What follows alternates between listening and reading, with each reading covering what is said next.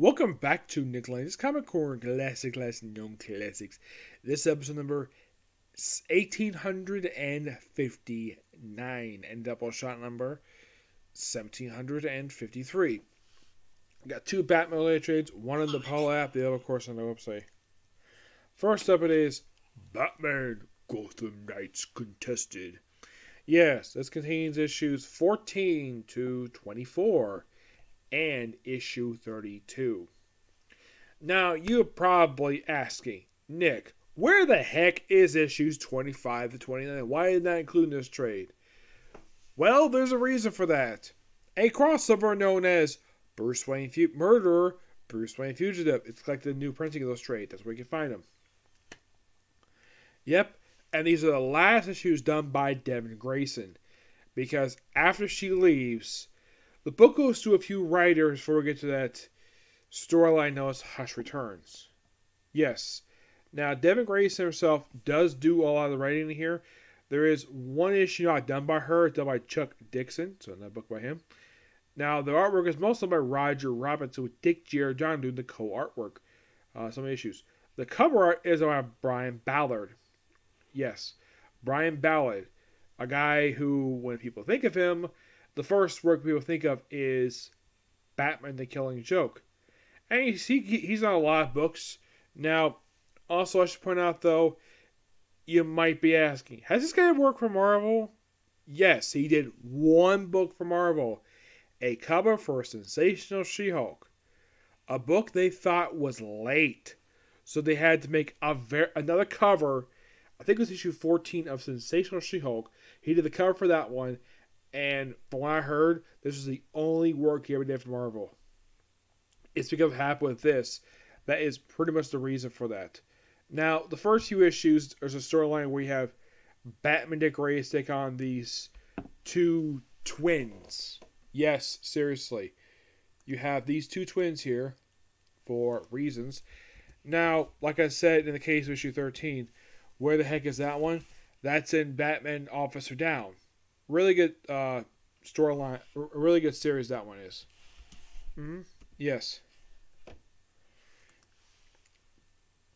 Now, the characters, ladies in this issue, is called Sibling Rivalry. These are Double Dare. And they are Nightwing villains. Yep, there are two twins who basically appeared from Nightwing books. They appeared for a few issues of Nightwing. In this series, they appear just for this sole issue. Yeah, you have. It's basically, you can kind of think of this as here's the thing. Here's the weird thing about this. It's a Nightwing issue, basically told by Devin Grayson. Yes. Now, in the case, yeah, it just basically taking on these two in the story. And here's the strange thing about this issue. It was not collected in Nightwing trades. Nope, just here. And it's a very interesting issue. We have the two bicker. We have Azra himself showing up. And this is, of course, just by sheer coincidence, actually not long before the guy died. Yes, seriously. This was just 2 years before this character got killed off in the 100th issue of the series by one of his co-creators, Denny O'Neil. Yeah, 2 years away from his death. I say 2 years because this came out in 2001. Azrael died in 2003, a year prior to me start reading comics. I had read issue 100. It's weird. The explanation behind his death is that because he's kind of it was sort of the science stuff that created him, that it was causing his body to break down. That's why he died at issue 100. But the way this issue reads, it's like reading an issue of Nightwing. It's like this was going to be a story for Nightwing, but I believe at the time this book came out, Chuck Dixon was still the writer of the book for another couple years before he left the book. But my guess is Devin Grayson must have been told that she is probably going to be succeeding Chuck Dixon as the writer. This is her getting her feet wet writing Nightwing. Is it a terrible story? No, not necessarily. It just basically triggered just the Double Dare show up here for this one issue. Batman's here for a quick cameo. It is a series that's technically his. He is not the star of the issue. Nope. Issue 15 is Poison Ivy and Tim Drake.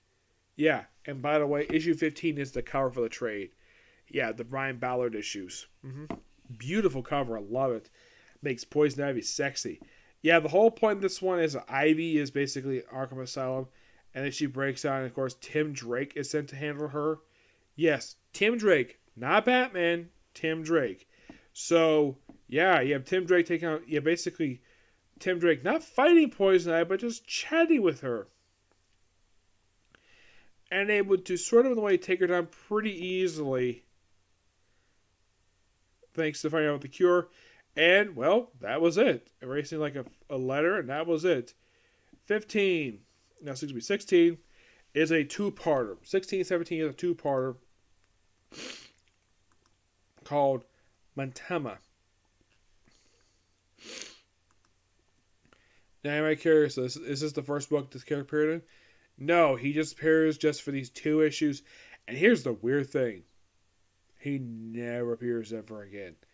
Yeah, it's just a random two-parter that Devin Green just happened to throw in here. Is this, well, a ghost, whatever? It's, you can think of this sort of basically a horror story in a way. Just following Ghost. It's an okay two-parter, but it's nothing to write home about. But that was issue 16, 17. But what about 18? But the interesting thing about the end of this issue is that Bruce Wayne names Dick Grayson as the heir to his fortune. Yep. Yeah, and 18 is simply this. Of course, you guessed the appearance here by Aquaman. You're very curious though. What is up with the look he has? I believe this is at a time. I think this was before he lost his hand. I'm trying to remember. This was 01. I'm trying to think here. I believe the writer of this book at that point was Eric Larson, who was writing the Aquaman book. I think the book either just ended, or let me take a look here. Let's see. Shoot, stay there, please. Stay there. Thank you.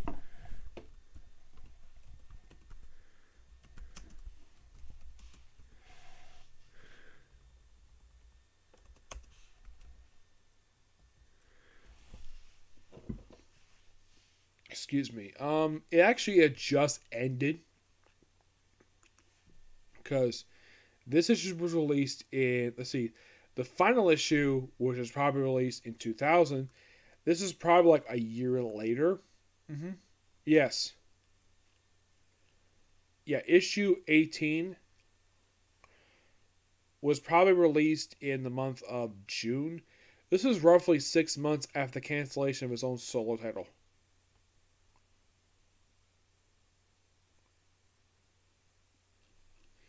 Now, what's the purpose of this issue? Well, the giant pendant in Batman's Batcave has fallen off its ledge, and Batman can't lift it because he's not super strong, so he contacts Aquaman to do it. He does free it, but doesn't pull it up in time. So, yeah, it's kind of an odd issue. It's kind of like, okay, interesting. Yes, Aquaman written by Devin Grayson. It's not terribly written per se, just a very odd issue. Yeah. Factor of Fear. This is the Chuck Dixon issue. The whole point of this thing, fear. You better think, okay, fear. Who's probably the main star of this issue? Is it the Scarecrow? No, it's just basically Batman as matches Malone for an issue. Yep.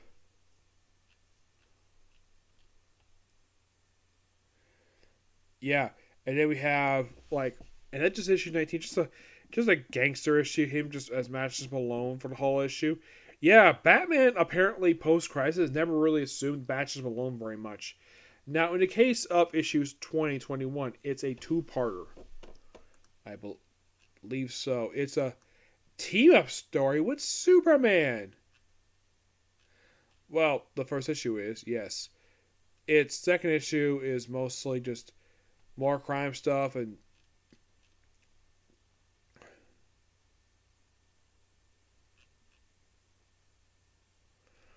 You could say that the whole thing with the Retribution storyline, which by the way wraps up with issue number 21, you could say it's just basically a modern take on an old Golden Age story of, well, from what I can tell, anyways, of how Dick Grayson got adopted by Batman to be his like legal son. It's an interesting little two-parter. Doesn't really interesting anything new per se, just sniper stuff.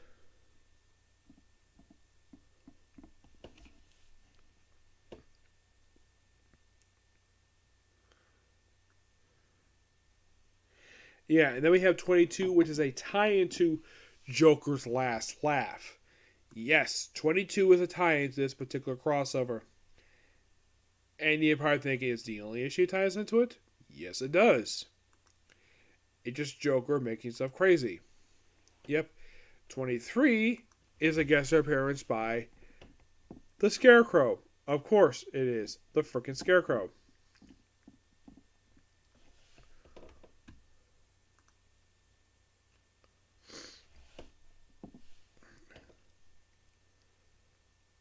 Yep. Oh, by the way, the Joker tie, it's simply put in introducing a supposed DC variant of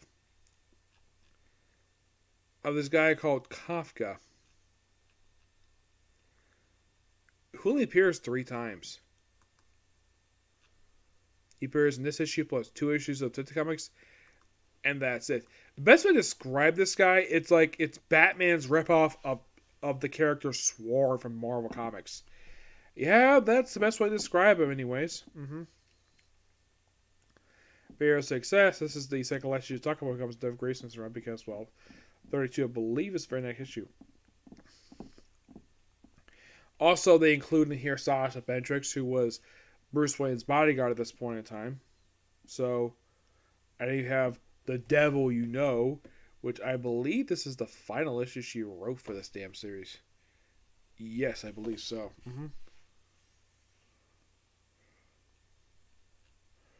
No. That's not it.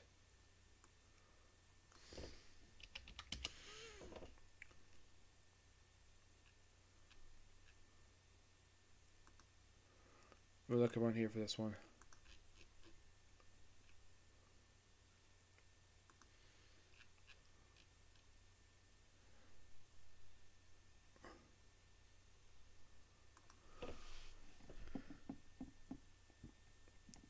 Yeah, the whole thing of fear, this whole thing is just basically Batman's identity. As you hear. 20%. This is the last issue done by Devin Grace. This is mostly just a business issue. Just a day in Bruce Wayne's life, interacting with various people. Robin's an issue for a quick cameo. It's just basically an okay issue. And that's a way to end Devin Grayson's run on Batman Gotham Knights. Not a terrible run per se. There's some good stories here, but nothing really, let's say, noteworthy per se. All right, moving on to a different book.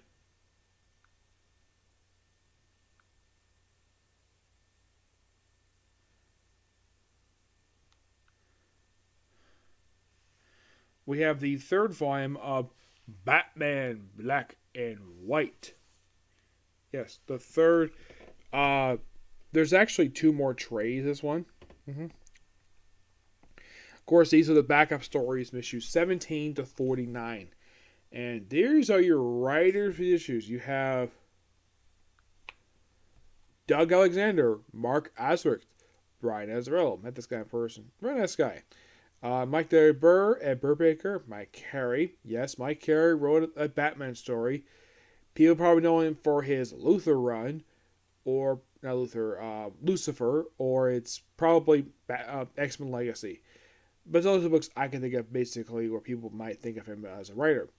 You also have Eric Cherry, Darwin Cook, Todd Denizio, Daniel Doyer, Alex Garland, Michael Golan, Paul Grist, Jeff Johns, Joe Kelly, Paul Kupperberg, Dwayne McDuffie, I believe passed away several years after this one, Don McGregor, Mike Mahan, and Dave Gibbons, Mike Manoy and Troy Nixie, Dean Meaner, and Vicente, John Asner, not the only Batman story he writes, Scott Pearson, Will Pfeiffer, Robert Rudy, Mark Schultz, Julius Schwartz, the old editor from the 50s and 60s. Yeah, he wrote a story for this one. I remember reading that he has since passed away.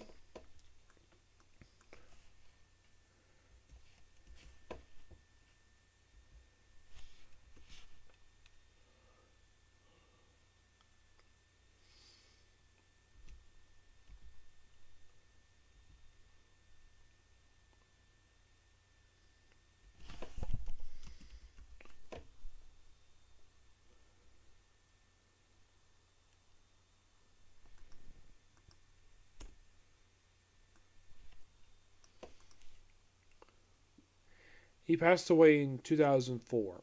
Mm-hmm. This is roughly like several years before he actually passed away. Mm-hmm. Interesting though, he did a story for this book.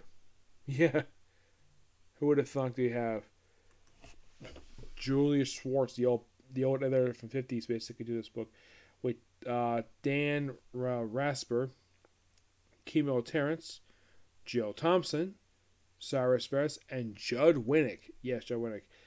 Artwork done by Christian Almy, Brett Anderson, Chris Bachalo. Yeah, this one's interesting. We're talking about this one. Philip Bond, John Bolton, Claudio Castanelli. That's an interesting name.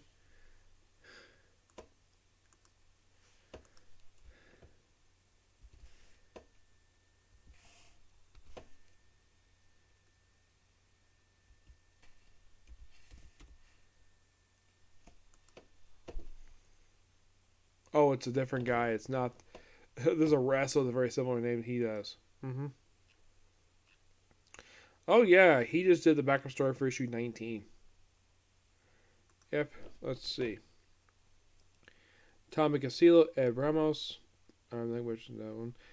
Dennis Curran, Alan Davis, Mark Farmer, Dan Cadillo, Terry Austin, Nathan Fox, Jake Giordano, Rob Haynes, Michael William Kuta, Jim Mathert, Steve McMahon with Hilary Barta, Mike Morse, Dick Motter, Dave Stewart, Jason Pearson, Sean Phillips, Wallace Perdigo, and Sal Varela, John Protector, John Floyd, Ryan Snook, Jill Thompson, John Wakis, Aaron Weinsfield, Mike Wodargo, Carl Story, Bill Wari, and Daniel Dangel Zageek. Wow, what a lot of names to list off. Good God Almighty. Well, no wonder why basically this is because Batman Black and White is no wording for these little stories. These are your stories for these issues. You have A Moment in Light, Fat City, The Call, The Lesson, Day and Night in Black and White. The Bottom Line, Here Be Monsters, Urban Legend, Last Call of Murties, Bruce Wayne is Batman, Never Say Die, Edge of a Dime, No Escape, Punchline, which I believe this is the Harley Quinn one, Hands, Toy Ride, The Monument, The Delusions of Pennyworth, Cornered, Fear is the Key, Untitled, Sunrise, Neighborhood, I'll Be Watching, Gargoyles of Gotham, Snap, The Best of Gotham, Sidekick, Urban Renewal, Riddle Me This, basically Riddler story, The Mob is Dead, Long Live the Mob, Fear is the Key, and Gasworks. Wow, that's a lot of stuff to say. I mean, is there any like noteworthy stories that you could probably check out here? Well, the first one is called A Long Long Night. This is the story done by Joe Kelly. It's just Batman looks like he's encountering Victor Zsasz, maybe based on the fact but not really. It's not really noteworthy issue. Fat City. The thing about this one, weird artwork. Here's a sample of the artwork of how weird this damn thing is. Oh my gosh, this artwork is so freaking weird. There you go, much better artwork by Claudio Castelli. Yeah, I gotta admit, this guy's artwork is actually really good. Though, he does this with Batman's bat ears.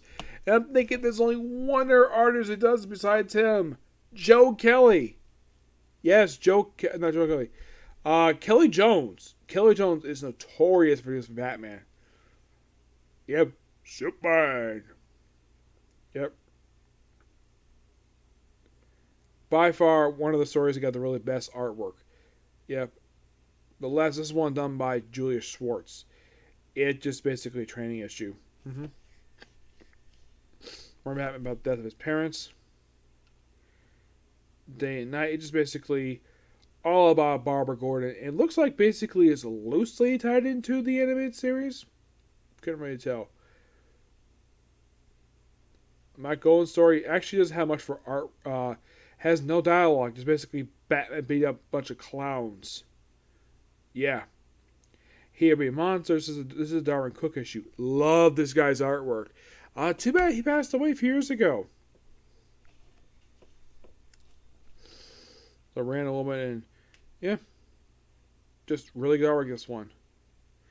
Urban Legend. It just basically talks about the urban legend of Batman. That's really the point of this one.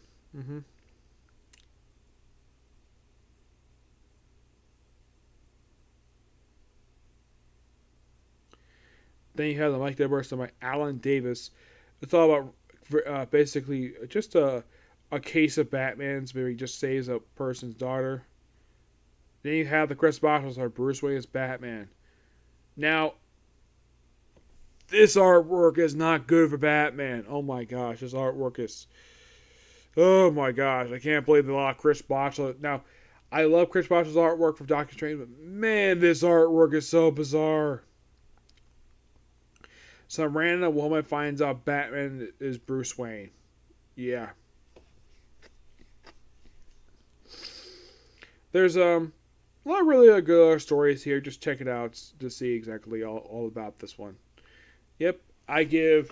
Now, in the case of Gotham Knights Contested, I give that one a 9 out of 10. In the case of this book, I give this one a 9.5 out of 10. Two really good books here. Okay, so... That's it, particular review. Next is going to be another comic corner, and I'll call it a night, okay? Next video. Bye.